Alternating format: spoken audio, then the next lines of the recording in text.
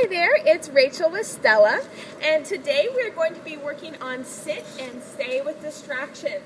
Tanima tells me that you have been struggling with those with her, so we're going to practice them today.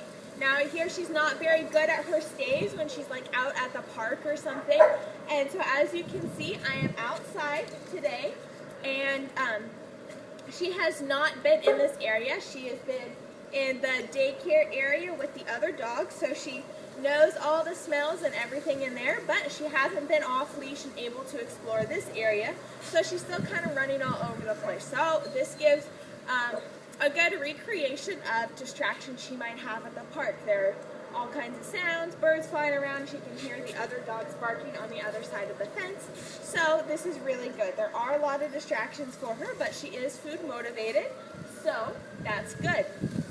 Now, to work on sits, I suggest practicing them for maybe 5 minutes at home every day. Training should always be fun, and she should want to do it.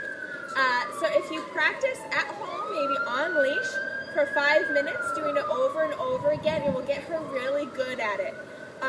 Always have treats handy that she likes for a reward with training, and as she gets better with her sits, maybe give her a treat every other time you tell her to sit, but maybe every third time, so that she doesn't get completely dependent on the treats for her sits. Now, I like to have dogs on a leash so that I have more control over them, and if I ask them to do something, I can actually enforce it.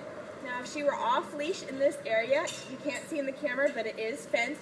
If I tell her to sit, nothing is stopping her from running around, and she doesn't have to listen to me. But since she's on a leash, I can get right up close and personal with her, and I can make her listen to me. So even if you're practicing in your house, I would suggest having her on leash. So use the treat, and at first we want to try baiting and to put her in the correct position instead of pulling up on the leash or pushing her tushy down. So off, Stella. I'm going to show her the treat and show you what this looks like here. Off. Stella, sit. Sit. Good sit, Stella. Good sit. Good girl. All right, that was very good. Now, in doing this with her, I think I'm going to be standing up because she gets a little too close to me and is jumping too much for the treat when I'm down on her level. So I'll do it standing up. Now, as you notice, when she did sit, I gave her the treat and I told her good sit, and I praised her with the command. Off. That helps her associate the command with the action. It reiterates the word, she hears it before she does the action, then she hears it again while she's doing it. So, with everything that you teach her, when you reward her, use the word, the command in your praise for her, and always give praise.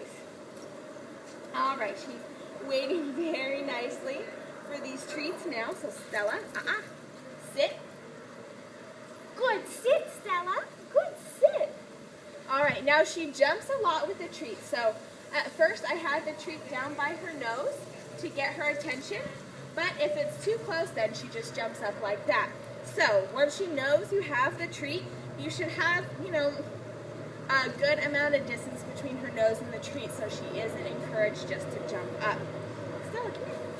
Sit. Sit. Good sit, Stella. Good sit. Now there, when she jumped up, I took the treat away, so it wasn't right there tempting her, and I used what's called the no noise, which is just a sharp or It is to catch her attention and stop her from what she's doing. Dogs naturally kind of associate it with the word no, so they realize that when they hear that, they're doing something they aren't supposed to be doing. So it kind of made her catch herself off and go back into her sit instead of continuing the jumping like she was. And I took the treat away so it wasn't so tempting, and also perhaps told her that maybe she wouldn't get the treat by jumping. So, sit. Sit. Good sit, Stella. Good sit. All right. Now, I feel like the sits are pretty good. She does know it, and so it's just going to be practice on your part at home for getting the sits to be immediate and getting her to do it every time you ask her to, with and without treats.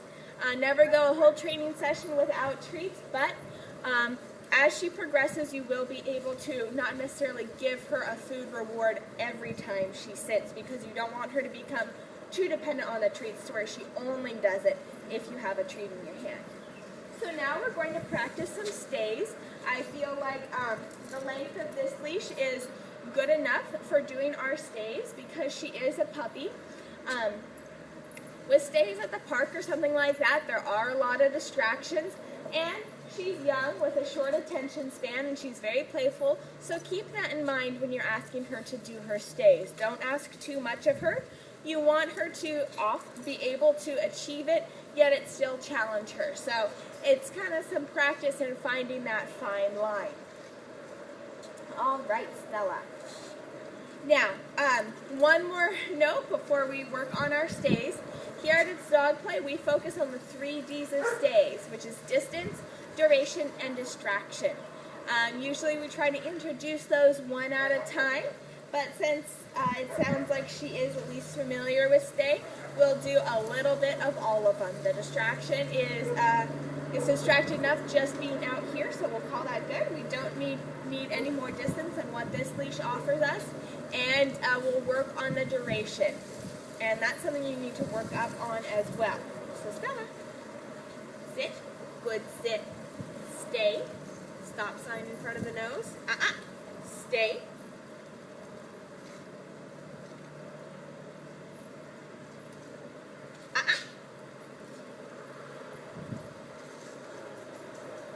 good stay, Stella, good stay, good girl, off.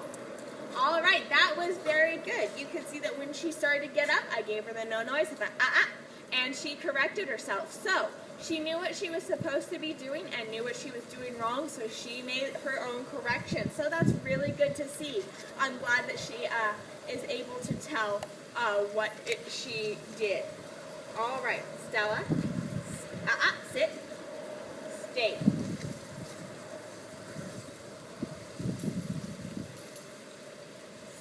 Stay.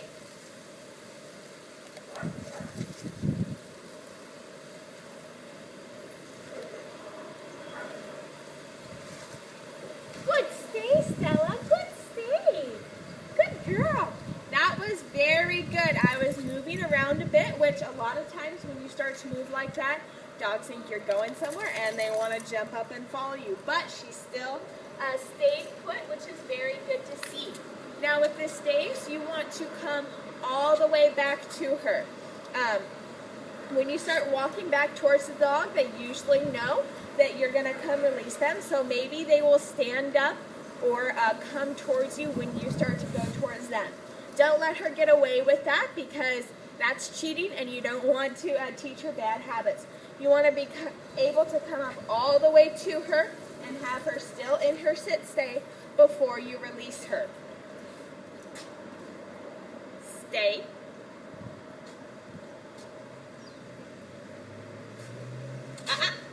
Stay.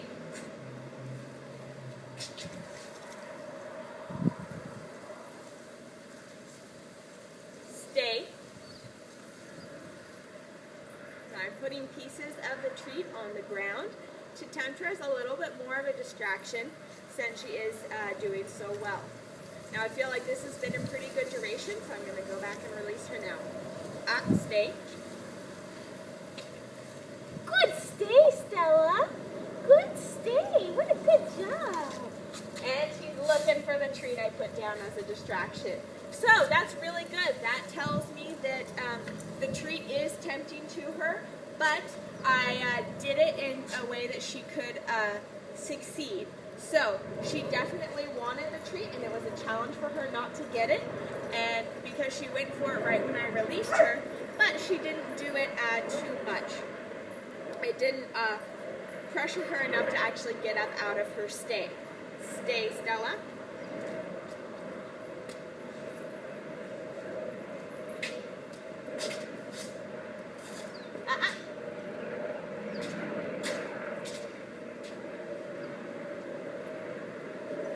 stay.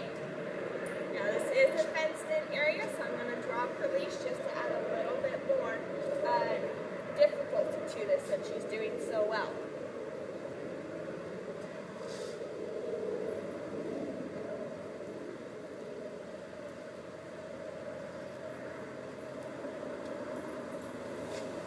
Good stay, Stella. Good stay. Good job. All right, I am very impressed. Next time we can add more distractions since I've been able to see where she is with the distance, duration, and distraction. I'm very impressed for how well she's doing at such a young age. So keep up the great work at home. I would suggest practicing stays and adding distractions like food or squeaky toys or something like that at home in a controlled setting where she feels comfortable so that she gets better with stays with any kind of distraction before you take her out to a park where she's not as comfortable. There's more excitement and everything around it.